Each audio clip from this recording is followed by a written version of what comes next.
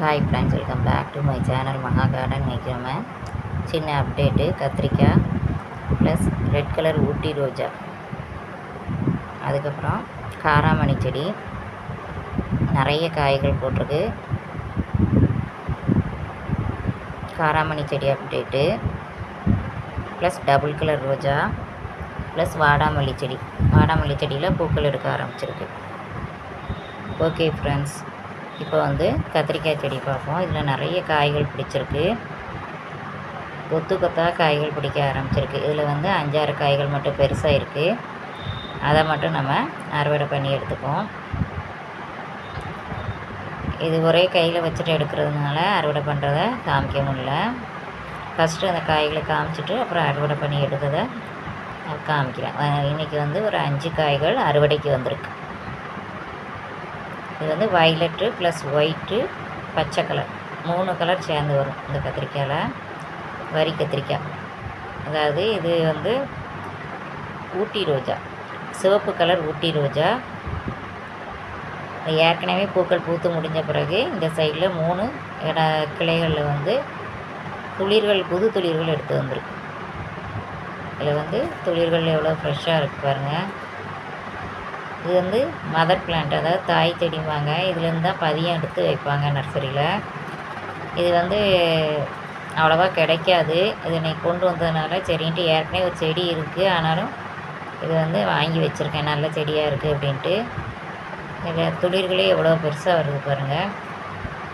இந்த தொட்டி மாற்றி வச்சாச்சு பாருங்கள். இது எவ்வளோ ஹைட்டுக்கு இருக்குன்ட்டு. இது வாடாமல்லி செடி பூக்கள் எடுக்க ஆரம்பிச்சிருக்கு. இவ்வளோ நாளும் தழுத்துக்கிட்டே போச்சு இலைகளை, இப்போ பூக்கள் எடுக்க ஆரம்பிச்சிருக்கு.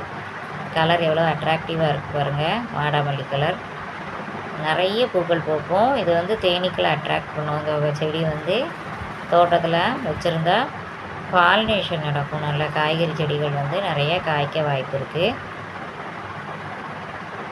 என்கிட்ட ஒரே ஒரு செடி தான் இருக்குது, வாடாமல்லி செடி. இப்போ தான் பூக்கள் எடுக்க ஆரம்பிச்சிருக்கு.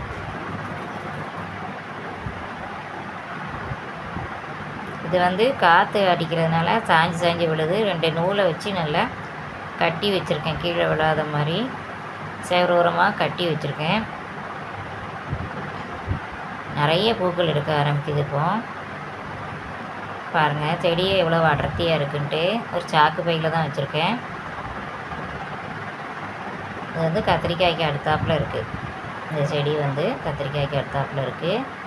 இது double colour Roja, orange and yellow. இதில் நிறைய மொட்டுகள் பிடிச்சிருக்கு. 5-6 மொட்டுகள் பிடிச்சிருக்கு பாருங்கள். இந்த செடி எவ்வளவு அடர்த்தியாக இருக்குது. நிறைய இது வாங்கினதுலேருந்தே நிறைய பூக்கள் பூத்துட்ருக்கு. மொட்டுகளும் துளிர்களும் நிறைய இருக்குது. இன்னொரு 3-4 இடங்களில் புதுசாக துளிர்கள் வந்திருக்கு. அதுலேயும் மொட்டுக்கள் வைக்க போகுது. பரவாயில்ல. இதில் வெட்டி விட்டோன்னா துளிர்கள் அழகாக வந்துடுது. இது காராமணி செடி. இந்த காராமணி செடி தான் இன்றைக்கி நம்ம தோட்டத்துலேயே நல்ல ஃபஸ்ட்டில் இருக்குதுன்னு சொல்லலாம். அதாவது காய்கள் நிறைய காய்க்க ஆரம்பிச்சிருக்கு. அதாவது பூக்கள் நிறைய எடுத்து, இப்போ கொஞ்சம் மழை பெய்கிறதுனால, தூறல் மழை பெய்கிறதுனால காய்கள் பிடிக்குது. ஓரளவுக்கு காய்ஞ்சி விழாமல் காய்கள் பிடிக்க ஆரம்பிச்சிருக்கு. சைஸும் கொஞ்சம் பெருசாக இருக்குது. இதில் 30 காய்கள் 20 காய்களுக்கு மேலே, அதாவது 25 காய்களுக்கு மேலேயே இருக்கும். நான் எண்ணெயில் ஒரு தோராயமாக சொல்கிறேன். நிறைய காய்கள் இருக்குது. இதை கொஞ்சம் சைஸ் பெருசான அறுவடை பண்ணுவோம் அப்படின்ட்டு வச்சுருக்கேன். அறுவடை வீடியோ போடுறேன். அதாவது நாளைக்கு அல்லது நாளை கழித்து போடுவேன். கொஞ்சம் காய்கள் பருசாகட்டும், பருசானோன்னா அறுவடை எடுப்போம். இது க்ரோ பேக்கில் தான் இருக்குது இந்த செடி. இது நல்லா படர்ந்து போகுது. ஒரே ஒரு கயிறு தான் கட்டி விட்டேன். நல்லா படர்ந்து போய் ஷீட்டு பக்கம் போய் மேலே ஏறி நிற்கிது. இப்போ போக வழி இல்லாமல் அப்படியே அங்கேயே படர்ந்துட்டுருக்கு. இடம் பெருசாக இருந்தால், அதாவது கொடி கட்ட வசதி இருந்துச்சுன்னா நல்லா இன்னும் கொஞ்சம் படரும், காய்ப்பும் நிறைய கொடுக்கும். இந்த போட்ட செடிகள்லேயே இந்த வருஷம்தான் காராமணி செடியில் இவ்வளோ காய்கள் காய்ச்சிருக்கு பாருங்கள். அது எவ்வளவு பார்க்குற இடமெல்லாம் காயாக தான் இருக்குது. இப்போ வெயில் குறைஞ்சிருக்கிறதுனால கொஞ்சம் காய்கள் பிடிக்க ஆரம்பிச்சிருக்கு. தூறல் மழை பெய்யுது.